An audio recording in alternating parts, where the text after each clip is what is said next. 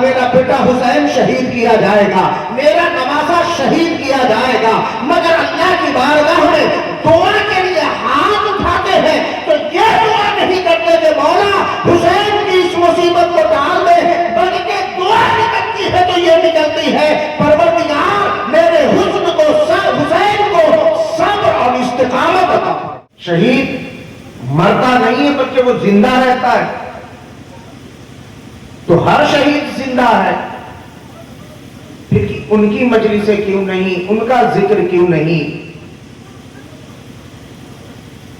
تو چند وجہیں ہیں، چند سبب ہیں جس کی وجہ سے امام حسین کی شہادت تمام شہیدوں سے ممتاز ہو گئی۔ اس میں سے پہلی وجہ تو یہ ہے کہ جتنے بھی شہداء ہیں پہلے قتل کیے گئے، بعد میں شہادت کا درجہ ملا ہے نا۔ ہمیں میں سے بھی کوئی اللہ کی راہ میں شہید ہو جائے کوئی نہیں جانتا، لیکن ہونے کے بعد تو انہیں شہید کہا جائے گا۔ مگر سوائے آقا حسین کی ذات کے کوئی ایسا نظر نہیں آتا جن کی شہادت کی خبر قتل ہونے سے پہلے دی جائے، قتل ہونے سے پہلے دی جائے۔ اور کب دی جائے؟ جب دودھ پی رہے ہو تب دی جائے، جب مولا علی کی آغوش میں کھیل رہے ہو تب دی جائے، جب دوش نبوت میں ہمک رہے ہو تب دی جائے۔ بار بار آسمان کا فرشتہ آ کر کے خبریں سنا رہا ہے، یا رسول اللہ علیہ السلام آپ کا یہ نواسا آپ کی امت کے ہاتھوں شہید کیا جائے گا، یا رسول اللہ علیہ السلام آپ کا یہ نواسا آپ کی امت کے ہاتھوں 3 دن بھوکا پیاسا رکھ کے شہید کیا جائے گا، یا رسول اللہ علیہ السلام آپ کا یہ نواسا آپ کی امت کے ہاتھوں 3 دن بھوکا پیاسا رکھ کر کے جس زمین میں شہید کیا جائے گا اس زمین کی میں مٹی پیش کر سکتا ہوں۔ اب ذرا دیکھ رہے ہیں آپ کتنی تفصیل سے خبر دی گئی، یعنی امام حسین 57 برس کی عمر میں شہید ہوئے ہیں، 57، اور پیدائش کے ساتھ آپ کی شہادت کی خبر آسمان کے فرشتہ سنا رہا ہے، یعنی آسمان کے فرشتوں کو بھی معلوم تھا کہ حسین ابن علی کربلا کی سرزمین پہ شہید کیے جائیں گے۔ صحابہ کرام کو خبر تھی، سلطان دو جہاں کو معلوم تھا، آپ کی والدہ مخدومہ خاتون جنت حضرت فاطمہ الزہرا رضی اللہ تعالیٰ عنہ کو خبر تھی کہ میرا لال بڑی بے دردی کے ساتھ شہید کیا جائے گا۔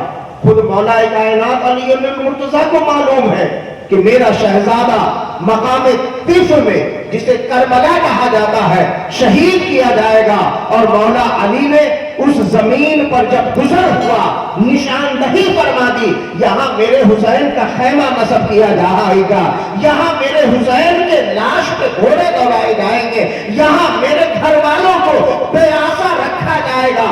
میں عرض یہ کرنا چاہتا ہوں یہ سب کو معلوم ہے، مگر کروڑوں رحمتیں ہو اس خاندان پر جس خاندان نے حسین جیسا شہید اعظم پال کر کے قوم کو دیا، امت کی نگہبانی کے لیے، دین مصطفیٰ کے تحفظ کے لیے، شریعت مصطفیٰ کی بقا کے لیے۔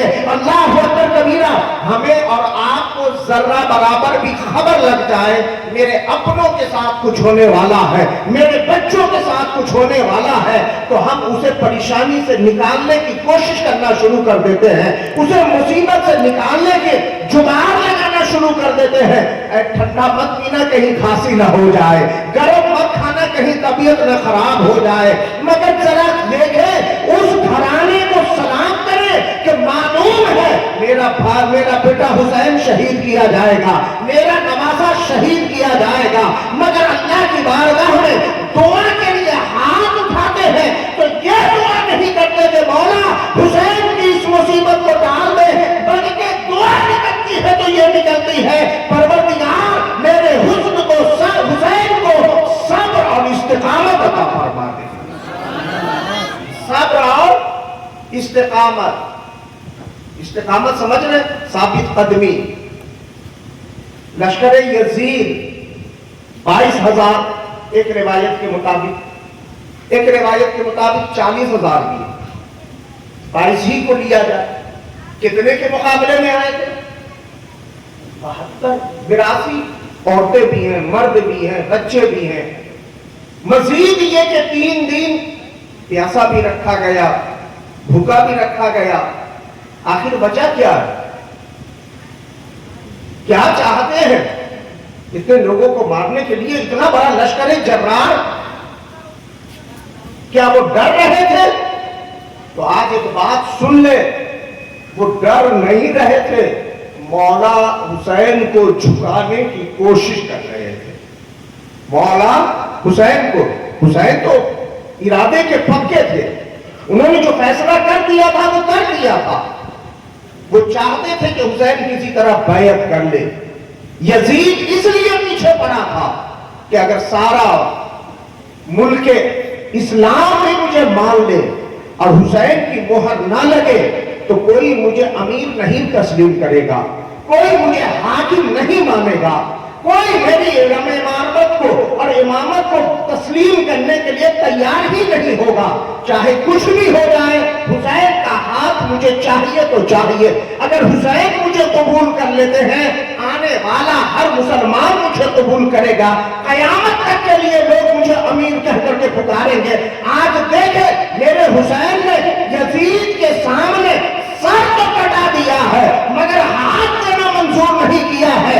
1000 برس سے زیادہ کا عرصہ گزر گیا ہے مگر آج بھی کوئی یزید کو امیر نہیں بلکہ یزید کو پلید اور ملعون کہتا ہوا نظر آ رہا ہے.